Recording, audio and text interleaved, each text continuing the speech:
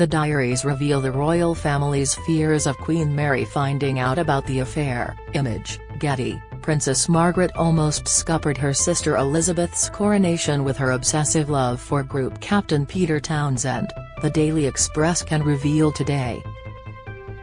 In sensational detail, the latest, uncensored edition of the Diaries of Henry Chips Channon lifts the lid on a royal scandal that still echoes down to today.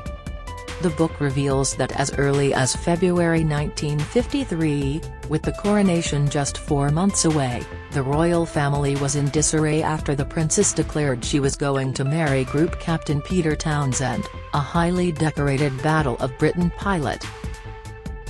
She had been in love with him for years. There have been many versions, in book and film, of this ill-starred romance, but never before has such detail of what occurred behind palace walls been revealed. Princess Margaret, who is pretending to be ill with gastric flu, has announced her intention of marrying Peter Townsend. The Queen Mother refuses to speak to her. Channon notes with astonishment on February 18 in his daily journal, several months before the coronation. There has been a dramatic and grave family row. It is the Duke of Windsor crisis, the abdication, all over again. The Queen has been firm and refused permission until at least after the coronation. They have made her, Margaret, promise to do nothing until Queen Mary dies, lest it kill her, and, of course, they hope she will get over it. The family are in despair, and the drama has cast a shadow over the whole coronation. Very few people know. Indeed, almost nobody did. It was not until months later, 2 weeks after the coronation on June 2, that a Sunday newspaper carried the story that Margaret had been seen brushing a piece of fluff from Townsend's uniform at the Westminster Abbey ceremony. That single, understated, gesture implied an intimacy between the princess and the married courtier, 16 years her senior. The cat was finally out of the bag, with sensational consequences. The Queen's coronation in 1953, Image, Getty. But what the world didn't know, and could not know till seeing Channon's diary, being published on Thursday, was how far advanced the romance was. Townsend, in his memoirs published several years later, deliberately misled readers about when he and Margaret first kissed.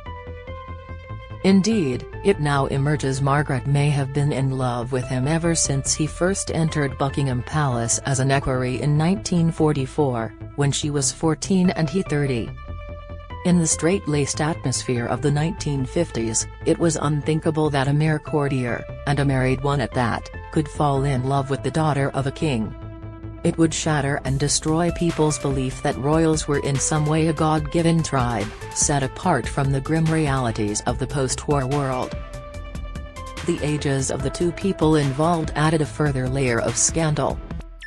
So with the additional worry that the Queen's grandmother Queen Mary might die and cause the cancellation of the coronation, the threat of Margaret shattering royal protocol and announcing her intentions ahead of the ceremony sent the royals into a tailspin, according to Channon. The foolish girl will have to renounce her royal rank.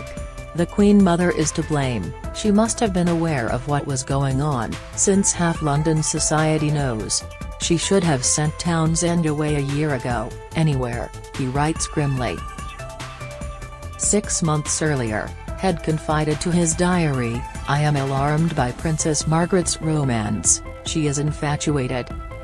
His marriage is on the rocks, he is impotent, or nearly so, and only produced 2 sons with the utmost difficulty.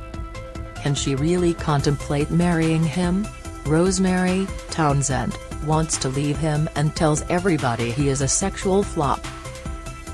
Somehow I know she, Margaret, will break up the Townsend marriage and persist in her rather grim determination to marry him instead of her official suitor, Johnny Dalkeith." Channon, a socialite and Tory MP, was an intimate of the royal family from the 1930s through to his death in 1958. A heavily censored edition of his diaries came out in 1967 and even with much of the juiciest material cut out still caused a scandal. Nearly 60 years on, His family approved the unexpurgated versions. The task of editing the diaries fell to historian and journalist Simon Heffer.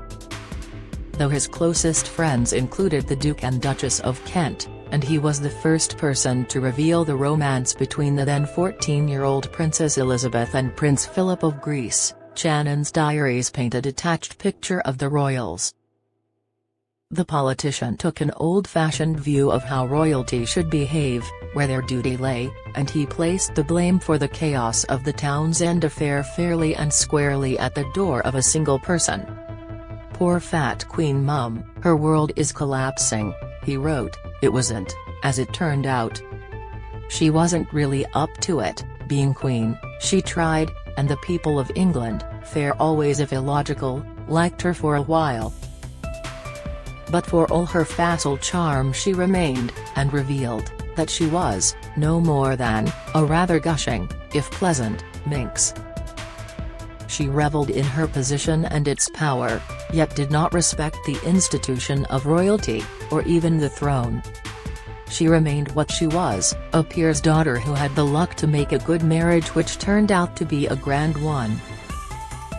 Now everyone is turning against her and criticizing her reign. There will be an explosion when the Townsend story gets out.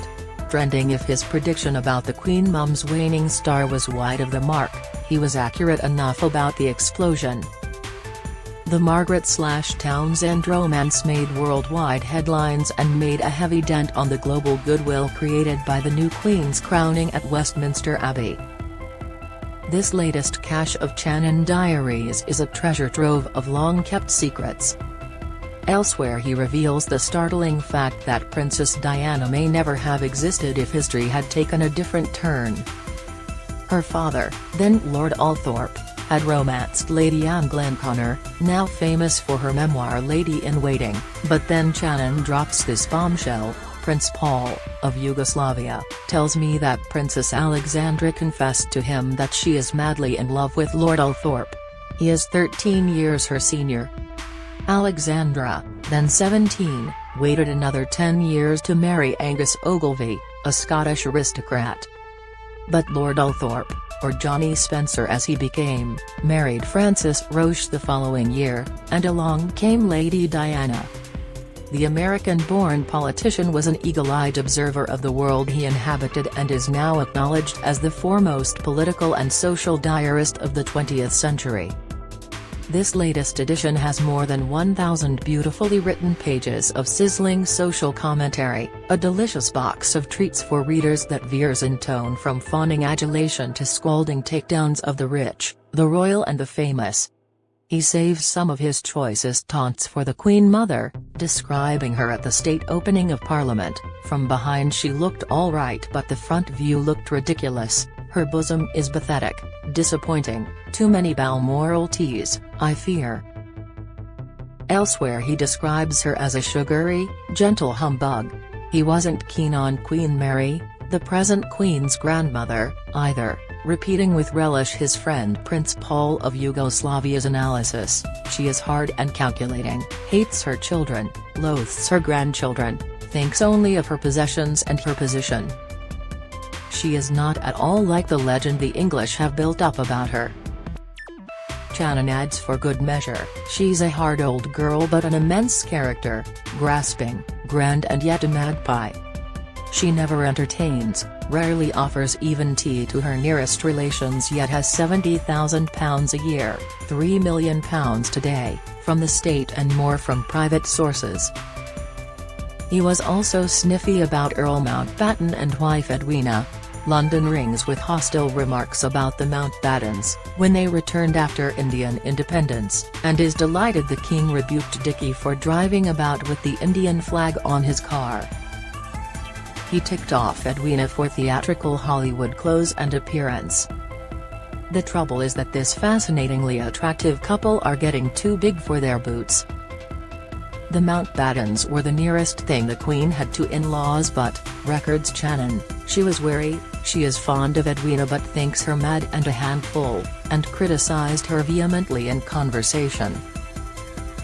Then Channon confides his opinion of King George VI, After his death, he, RSH Henry Channon's diaries with scandal was uninteresting, unintellectual and unintelligent, but doubtless well-meaning. He was a dreadful bore, but improved with the years. Henry Chips Channon's diaries are filled with scandal. Image. His natural shyness made him defensive. He had no charm, no wit, no learning and no humor, except of a rather schoolboy brand. He was nervous and ill at ease but slightly better after some champagne. He had few friends and was almost entirely dependent on the Queen, Mother, whom he worshipped. She was his willpower. Nobody hated him, he was too neutral and uninteresting and hence a successful and popular sovereign. Despite these occasionally savage barbs, Channon revelled in his social position and spent a lifetime and several fortunes cultivating the most glamorous people in Britain. That he was American-born meant he had to try that bit harder to be accepted by the rigid social order of the day, but it gave him an independence of view that led directly to the brilliance of his diaries. They're expensive to buy but, if you can afford that or can get them from the library, worth every penny for this unique glimpse into a dazzling world, lost and gone forever.